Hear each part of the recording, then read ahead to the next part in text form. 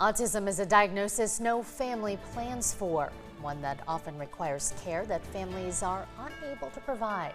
And that is the difficult, heartbreaking decision autism forces families to make. Tonight, our Erin Kiernan continues her series, Understanding Autism. 12-year-old Mitchell Roberts is always on the move. Nothing holds his attention for too long. Thomas, food, the vacuum, his family. Did you guys see things that at the time or in retrospect were signs and symptoms when he was little?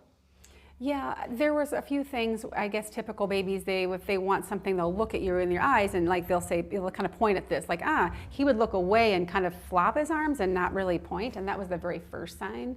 Mm-hmm.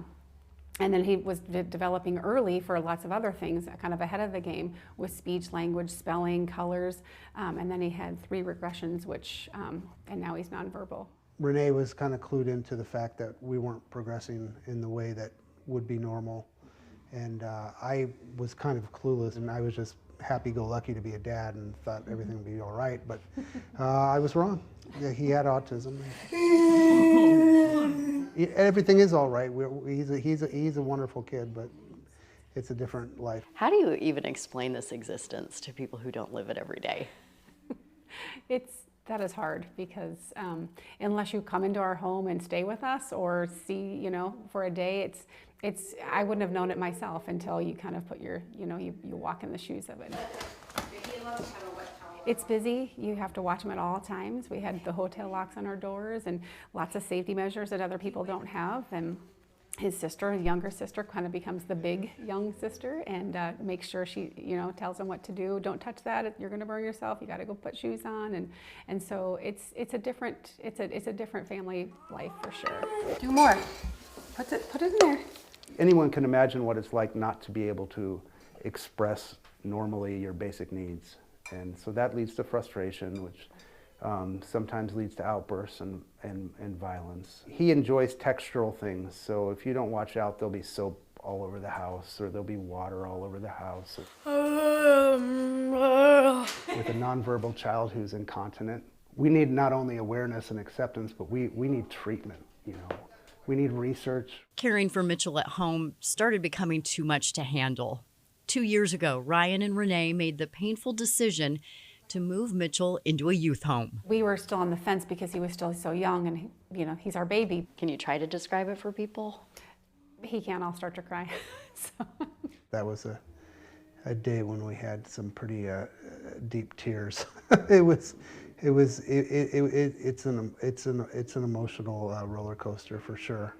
It was a wrenching emotional experience. It was traumatic, and we live with a lot of sadness. I mean, it was also a relief in a lot of ways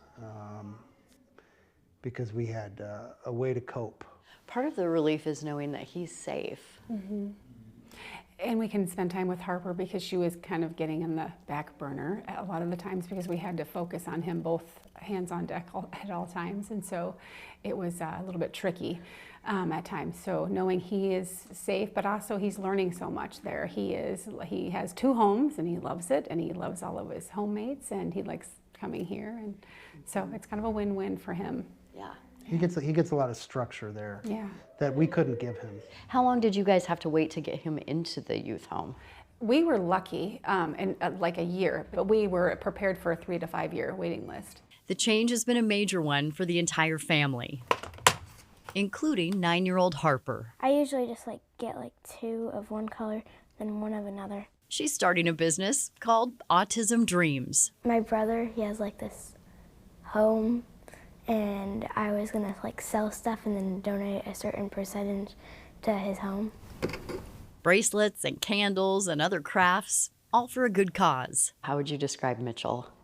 He's really different, but he's nice.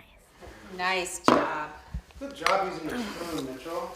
there's a lot of heartbreak as he won't give you a typical hug or tell you that he'll love you ever, even though you know he does. But well, he will give you a yeah. hug, and it's really special when he does. Yes, it is. It's a gift. It's rare. Yeah, and it's just not the typical kind that you would expect. I have daily long-term sadness about it all the time, and if I could choose something else for Mitchell, I would do it in a heartbeat. If there was some kind of brain stimulator that could activate his neurons in a way that allowed him to function better, we'd have the surgery. I need 2 more kisses. What do you want people to know? That it's real. Autism is real. And he's a great kid. That was our Aaron Kiernan reporting. The impact of autism on families varies, like the cases themselves. Next week, Aaron will introduce us to an Ankeny family, see the challenges they face raising 2 children with autism. And in the weeks to come, Aaron will look into how difficult it is to get care. You heard a little bit about it there. The progress doctors are making right here in the Metro. Please join us next Thursday for part 3 of Understanding Autism. So powerful and so important. It just opens your eyes that, Stories, if you don't walk a mile in their shoes or spend time in their home, you have no idea. So Yeah, you want to make sure you want to give your time and effort to help. That's for sure. Yeah.